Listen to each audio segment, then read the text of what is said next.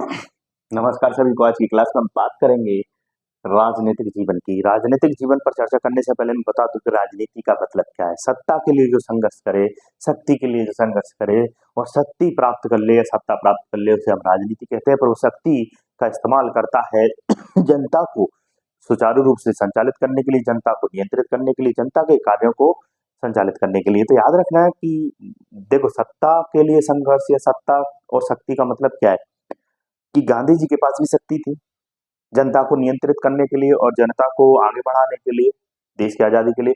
और ये गब्बर है, गब्बर के पास भी शक्ति है, बोलो। और वर्तमान प्रधानमंत्री के पास भी शक्ति है।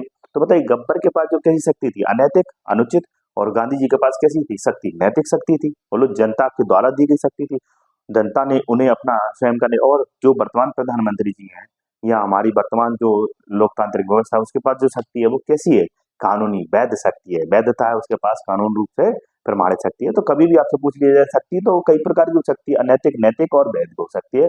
तो राजनीति का मतलब यही है कि सत्ता के लिए जहां लोग वक्त संघर्ष करते हैं और सत्ता और शक्ति को प्राप्त करके और उसका इस्तेमाल वैधता के साथ देश या देश या किसी राज्य के कल्याण के लिए या लोक कल्याणकारी राज्य के निर्माण के लिए करते हैं, तो राजनीति कहलाती है। तो यहाँ पर भी ऐसा ही था कि जब भी यहाँ राजा बनता है तो राजतंत्र था यहाँ पर। मतलब जो आज तो राजतंत्र नहीं है, आज लोकतंत्र है कि राजा का बेटा राजा नहीं बनता। यहाँ राजा का बेटा अक्सर राजा ही बनता था, परंतु याद रखें उसका भी चुनाव होता था। तो याद रखें उसकी लोकतांत्रिक प्रणाली मौजूद थी, योग्यता पर बल दिया जाता था यहाँ पर कि भाई अगर राजा का बेटा योग्य है तो उसे चुना भी जाएगा। तो चुनते थे, सभा समिति मिलकर ये निर्णय लेती थी। जो राजा की सहायता करने के लिए दो संस्थाएं बनाई गई थी।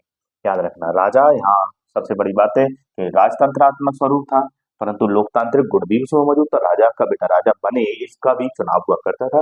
और राजा को जनस्य गोपा कहा जाता था। जनस्य का मतलब जन, जन का मतलब है जनता।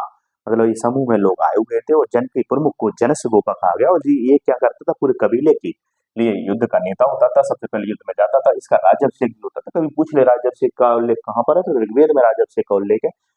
और राज्याभिषेक करने के पीछे ये उद्देश्य था कि लोगों को यह विश्वास हो जाए कि राजा के अंदर देवीय शक्तियां विराजमान है, राजा के प्रति लोगों का विश्वास बढ़ जाए, ताकि लोग राजा की बात को स्वीकार कर सके और राजा जनता पर नियंत्रित कर सके और समय समय पर राजा जनता को किसी एक दिशा में मोबिलाइज भी कर सके। तो राजा रक्षक भी होता था, उसका राज्याभिषेक होता था, युद्ध का नेता होता था और वो जन का प्रमुख भी हुआ करता था। उसके लिए जनसभा का शब्द का इस्तेमाल किया गया है। और राजा का बेटा राजा बनता था, परंतु वो भी लोकतांत्रिक प्रणाली से बनता था। ऐसा नहीं कि राजा को बेटे को राजा, उसे चुना भी जाता था। अगली बात, राजा के सहयोग के लिए सभा समिति हुआ करती थी। सभा जो वरिष्ठ जन की, एक वरिष्ठ लोगों की सदस्य हुआ करते थे, जो वृद्ध होते थे या जो बहुत अनुभवी होते थे। और यह जो सभा थी वो न्याय किया करती थी। क्या किया करती थी? न्याय किया करती। आज इसकी तुलना हम किससे कर सकते हैं? राज्यसभा से। संसद के एक भाग राज्यसभा से। तो वहीं समिति युवाओं की संस्था हुआ करती थी। युवा सदस्य होते थे, राजा को सलाह दिया करते थे, चुनाव में भी भाग लेते थे और राजा को युद्ध के दौरान वो सहायता भी प्रदान करते थे। युवा थे, जिसे आज लोकसभा कह सकते हैं हम।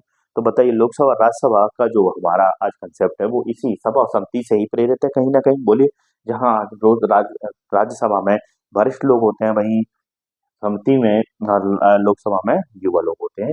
और विदक भी एक संस्था थी जिसमें विद्वान हुआ करते थे। गढ़ के बारे में ज्यादा जानकारी नहीं है हमें।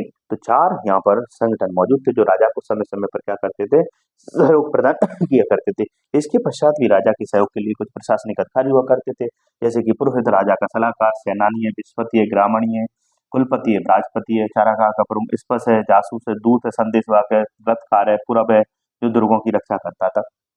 ये सब प्रशासनिक अधिकारी भी राजा को, क्योंकि एक अकेला व्यक्ति इतने बड़े कबीले को अकेला नेतृत्व या नियंत्रित नहीं कर सकता, इसलिए राजा के पास प्रशासनिक अधिकारी, सभा समिति, विदतगढ़ जैसी संस्थाएं, मतलब राजा के पास ये संस्थाएं भी मौजूद थी।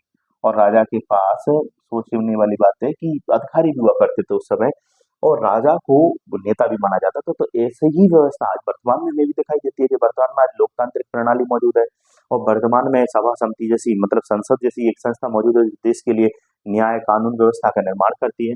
और साथ में प्रशासनिक अधिकारी भी आज आईएएस, आईपीएस, एसपी, डीएसपी ये सब नजर आते हैं, एसडीएम नजर आते हैं।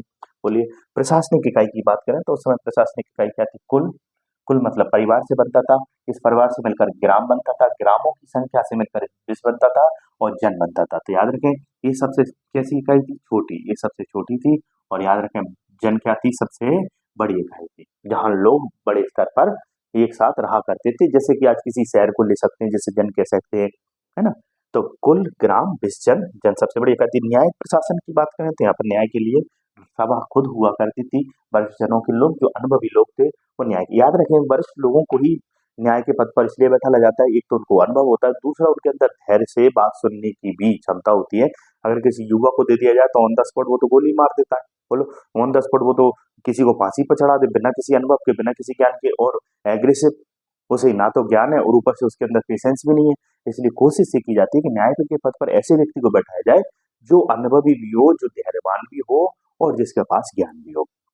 बोलिए, तो आगे चलकर न्यायिक प्रशासन, बोलिए, तो सभा, अपराधी को जीवग्रह बोला जाता था, पुलिस को उग्र बोला जाता था, पशु चोरी सबसे महत्वपूर्ण उस समय अपराध माना जाता था, और पशु ही मतलब गाय का ही सबसे ज्यादा चोरी होती थी, और गाय के लिए ही राजा युद्ध करने के लिए जाता था। गविष्टि जिसके लिए शब्द यूज किया गया है।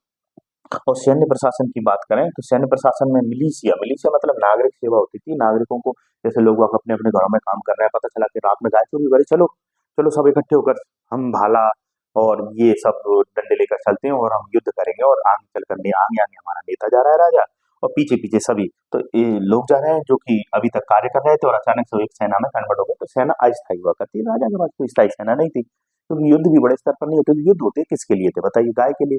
अगर संपत्ति के लिए, भूमि के लिए युद्ध होंगे आगे चलकर, तो राजा स्थायी सेना भी रखेगा, याद रखना। तो राजा ही उस क्या होता था, उस सैन्य प्रशासन का सेनापति भी होता था।